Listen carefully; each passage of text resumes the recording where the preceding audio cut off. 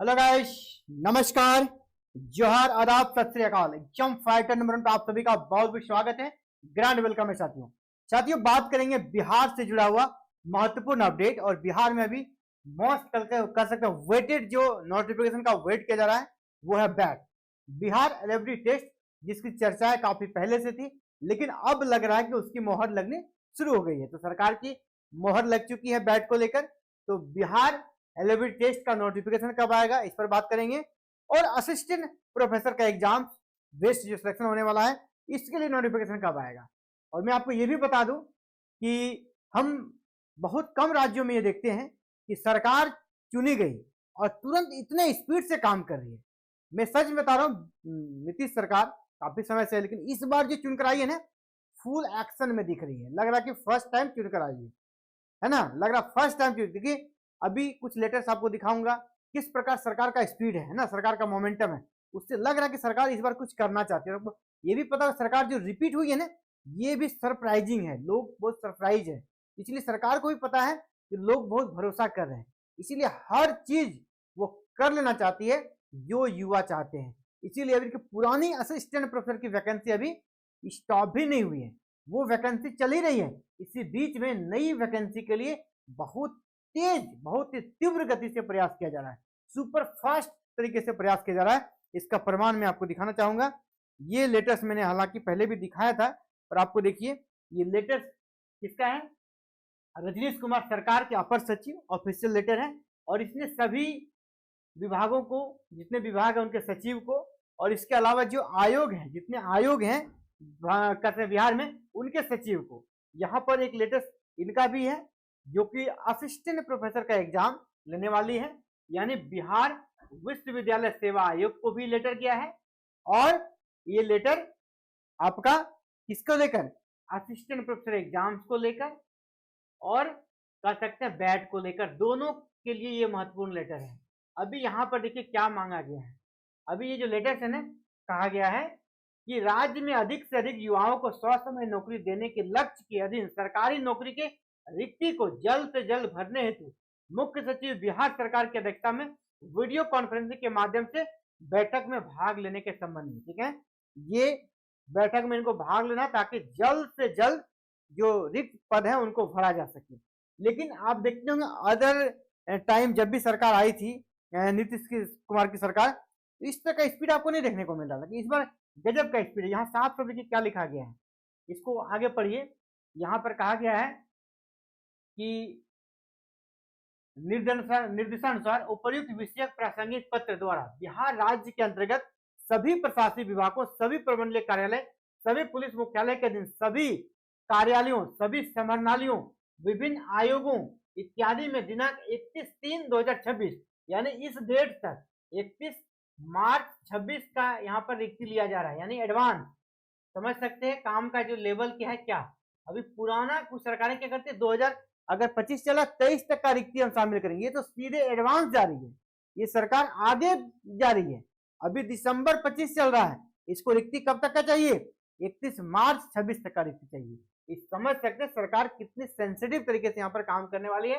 31 मार्च 2026 की रिक्ति के आधार पर कहा गया है 31/12/2025 तक, यानी इसी महीने के 31 तारीख तक आपको सभी बिल्कुल त्रुटि रहित रिक्ति अध्याचन उपलब्ध करा देना है। यानी 31 दिसंबर तक सभी अपनी रिक्तियों को उपलब्ध करा देंगे। यहाँ साफ साफ इसको आदेश दिया गया है।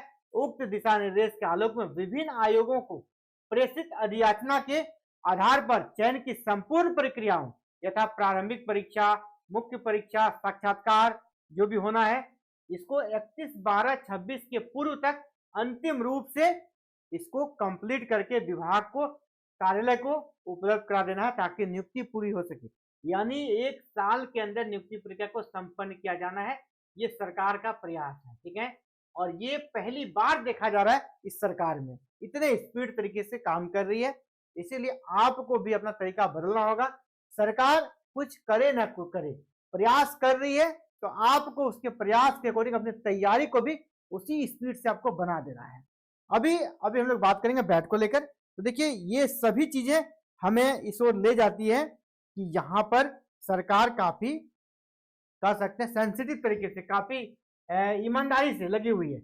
अभी आप देखिए यहाँ पर बिहार में उच्च शिक्षा विभाग नहीं था, हायर एजुकेशन डिपार्टमेंट नहीं था, और यहाँ पर देखिए उच्च शिक्षा विभाग बना, उच्च शिक्षा विभाग बन गया, इसको कार्य भी सौंप दिया गया। और वो भी क्या, अभी नवंबर में चुनाव हुआ है, ठीक है, नवंबर में, और अभी दिसंबर है, यानी 1 महीने के अंदर नया विभाग बना। हालांकि 3 विभाग नए बने, तो हमको यहाँ पे फोकस करना है क्योंकि ये आपसे रिलेटेड है। नया विभाग बना और इस नए विभाग के कार्य को भी फोकस कर दिया गया है। और नए विभाग अब क्या करेगा, हायर एजुकेशन से ही जुड़ा काम करेगा, यानी जो असिस्टेंट प्रोफेसर के पद रिक्त हैं, एसोसिएट प्रोफेसर के पद रिक्त हैं या प्रोफेसर के पद रिक्त हैं, उन सभी का जिम्मा अब हायर एजुकेशन डिपार्टमेंट के पास है।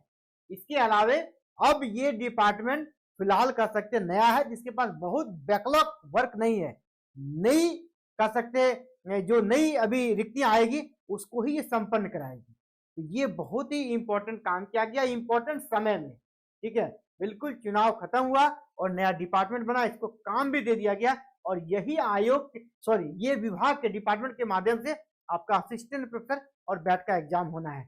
इसके लिए देखिए आप, और अगर हम लोग देखेंगे सरकार की कह सकते हैं यहाँ पर बिहार सरकार का लेटर के माध्यम से आपको पता चलेगा कि सीधे डिपार्टमेंट बंटवारा में ही चुनी हुई सरकार को लग जाते हैं महीनों महीने।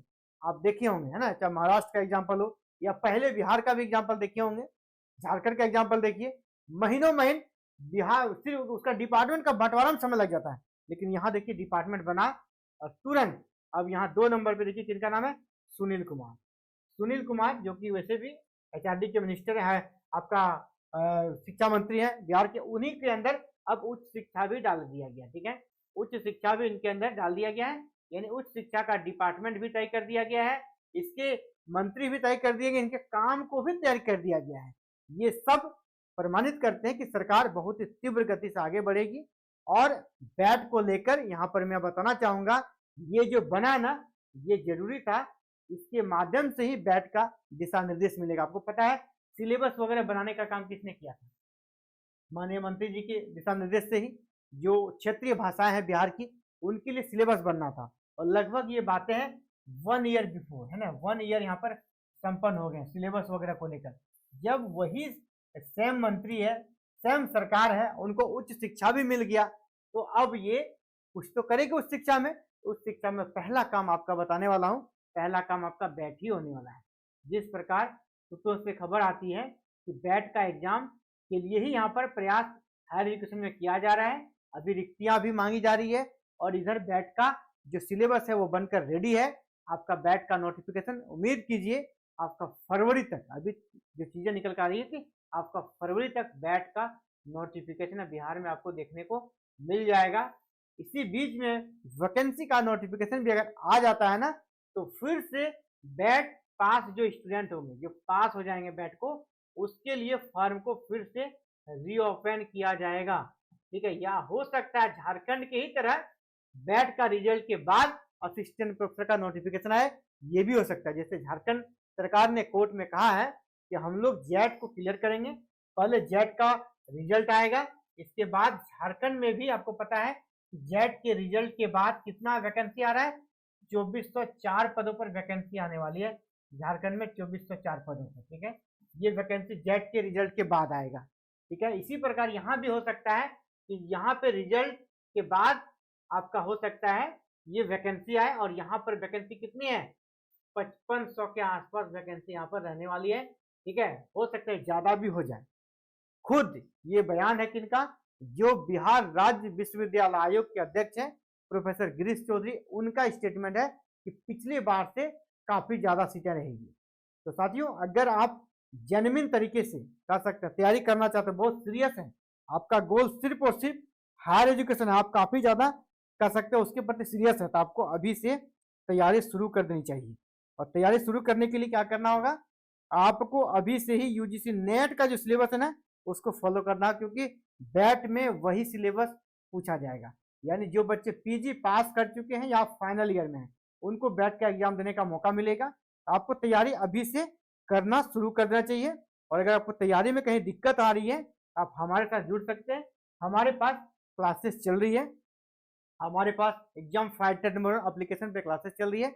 आप जिस भी क्लासेस में चाहें एडमिशन लें, बैक पेपर 1 या पेपर 2 जिसमें भी चाहें।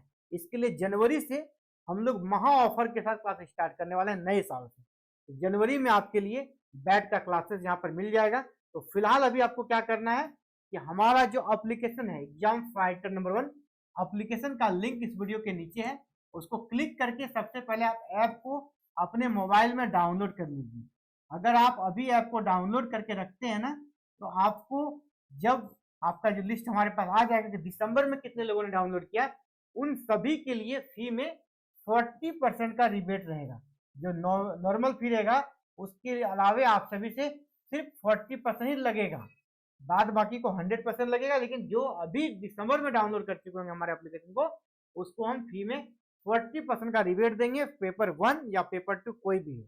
ठीक है, तो अभी आपको डाउनलोड करके रख लेना है।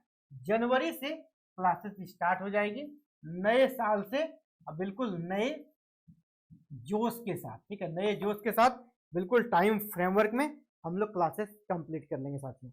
तो फिलहाल इस वीडियो में इतना ही, जल्द मिलते हैं एक नई वीडियो में नए अपडेट के साथ। और हाँ, अगर आपको यहाँ पर एप्लीकेशन में डाउनलोड करने में या किसी भी तरह से कोई दिक्कत हो तो मैं आपको नंबर देता हूँ, इस नंबर पर आप कॉल कर लीजिएगा 7541840154।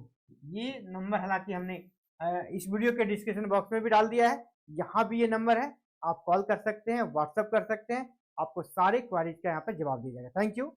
जय हिंद, जय भारत, जय बिहार।